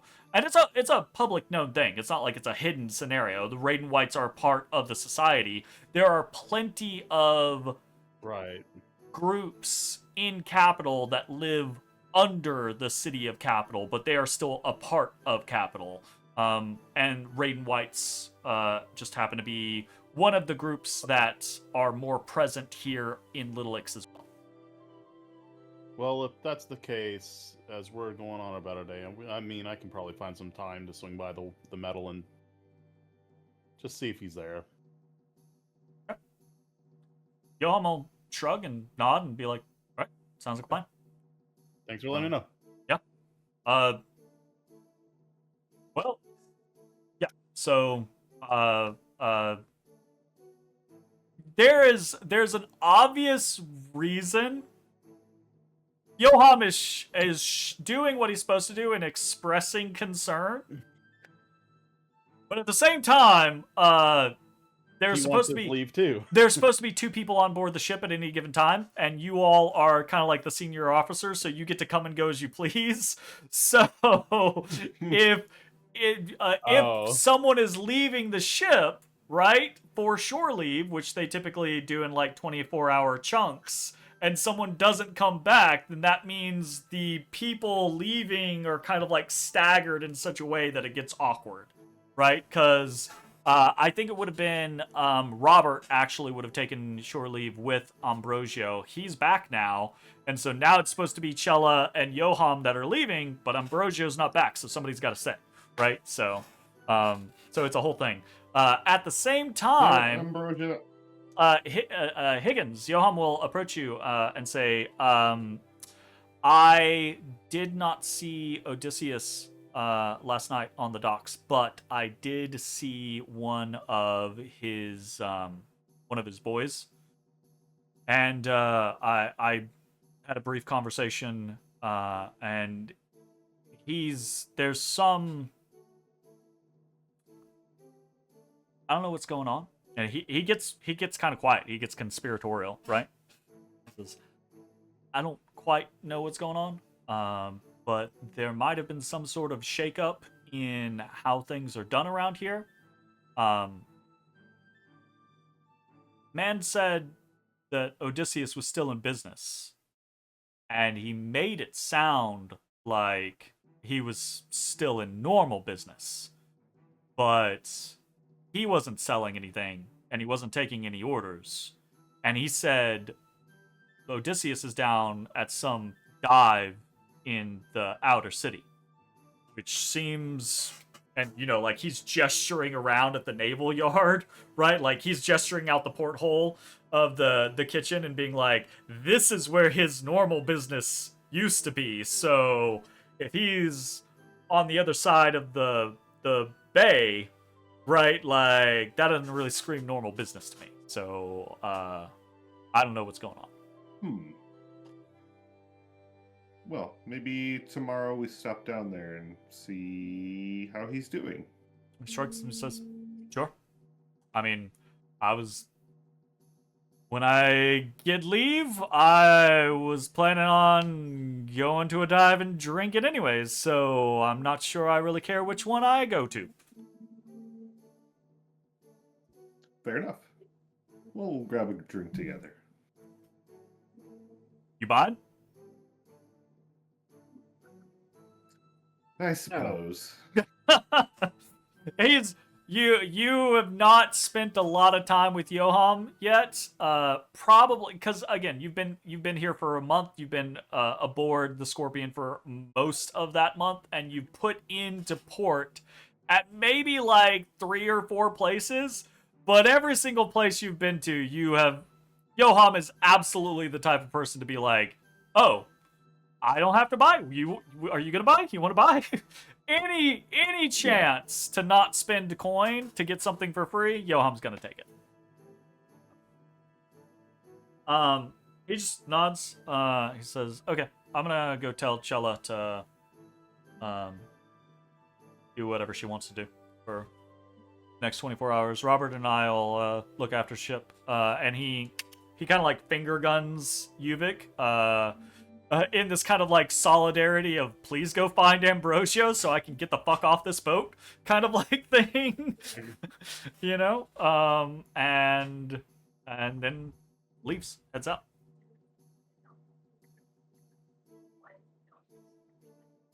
Day numero 2, what the fuck are people doing? So I was about to volunteer to stay on the boat so that he could go look, because I don't really have anything else to do. I'm gonna follow Higgins around. Do you want to do any further investigations into like fires, or were you happy enough with like Uchronia's answer or what have you? You could stay on the boat and do a downtime activity of just making more toys if you wanted to. I mean, you bring up a good point. I didn't think about the fact that I have another day to go look at the boats. It's up to you. Or go look at the fires. It's entirely up to you.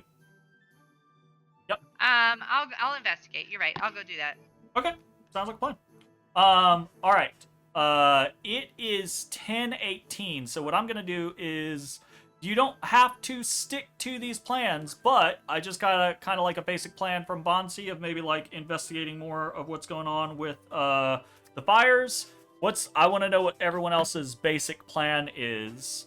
And if possible, we'll talk about kind of like basic plans for not just today, but tomorrow. So it's Bansii, it sounds like the only things you've been super interested in the city have been the church, which you've already kind of taken care of, and then the fire. So is there anything else that you're interested in the city, or is that pretty much it?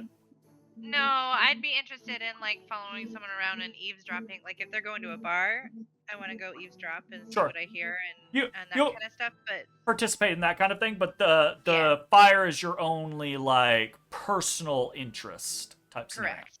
Okay. Cobb, any other personal interest, or are you fortified on your overlook? Yes, I have interest. Once I've set vigil for 24 hours, I will nap. Okay. Um, Yeah. I believe that puts me at I don't know, roughly I don't know, 10 p.m., 12 p.m., something like that, or 12 a.m. Sure. And so 12 a.m. day 2. After I have napped, I will make my way down. Okay. So, What are your goals for day 2 and day 3? well, I don't. What do you? I don't have. What do you mean? Don't I have to like nap? Like, What? don't I gotta sleep? Aren't I gonna be exhausted if I don't sleep? Well, I mean, yeah, I assume you're gonna. You did your 24-hour vigil, yes. You will need some sort of rest, but this is during downtime. Your rest can be fluid, I guess, is the question that I'm saying here, or the All right, statement that then I'm making. I here? don't nap then. I eat mean, my you're free to second nap. bento box. I make my way down from the mountain, Uh-huh. and I go to the dive yards. Okay, so you're gonna be diving for the next 2 days? Yes. I'm asking what people's plans are so I can try to prep things. Is my No, scenario. I'm not kidding. That was my intention. Okay, so you're Cobb is gonna be going to diving school. Yes. Okay. What about Uvik?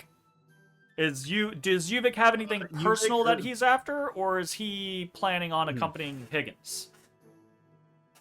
I will say I'll be well- talking to some CD individuals tomorrow, which I might. am interested in CD individuals, Align. but at least for today, like I want to make sure I actually stop by the metal and see if I can't get eyes on Ambrosio. Okay, so that's the and only have potential him personal hit- thing that Uvik has going on is the. Eyes on. Right. Well, and if that doesn't take all day, and depending on like what day Higgins goes to his CD individuals, I would probably like try start going to some CD locations myself, just like around the city. Like I don't know, maybe I could find some people in the metal that know kind of where the more gritty people hang out. Okay. But Gotcha. yeah. So, but yeah. I mean, that's so unclear. Yes, Ambrosio, I've got an Higgins, idea at but- least. and yeah, I'm mostly still seeing if there's any information about the missing narwhal. Gotcha. I'm learning about what both my characters and my players want to do, while my players and characters figure out what they do at the same time. And Higgins, what about you? More investigation Yeah. work? Yeah, so gonna do some more investigation work, but this time gonna do it not through proper channels and Okay. to just ask around kind of the underbelly. You're gonna get a little Of dirty the over the town. next 2 days. Yeah. Maybe break some bones, see what we gotta do. Jeebus. All right. No, but also check in with Odysseus and try to figure out what's going on. Okay. What's going on in the port? How's the plan? Oh, right. I hope that an environs is slowly building. I feel like I learned a lot about our crew this evening. I feel like I learned some of their interests in real time. I feel like everyone learned a little bit of their backstories in real time. I believe some backstories were created in real time, and that's great. I love it. That's fantastic. Because if they didn't exist prior to that, What's the agreement? I'm very eager to find out. I'm very excited about it. That is where we will end our session tonight. Next time we will pick up and see if we can't dig into more of the matters that we kind of touched on tonight. See if we can get any actual leads on any of these things. Maybe we do. Maybe we don't. Maybe something exciting happens when shore leave ends, or maybe you're just set to guard duty for the next 3 weeks, and it's real fucking boring. Because sometimes that's just how play TTRPGs. Sometimes that's just how work does. I promise, if you are set to guard duty for the next 3 weeks, we won't have to roleplay every single day. It'll just be a hand wave, and we'll move the fuck on. But anyways, that is it for tonight's session of Pact Made in Amber. Hope you enjoyed. We will see you all next time. Bye-bye, everybody. Bye. Bye-bye. Bye. Bye. Hey everybody, thanks for watching. If you enjoyed the video, consider leaving a like, commenting, or subscribing. It really helps me out. If you'd like to see me live, head over to my Twitch at twitch.tv/thedistanthorizon.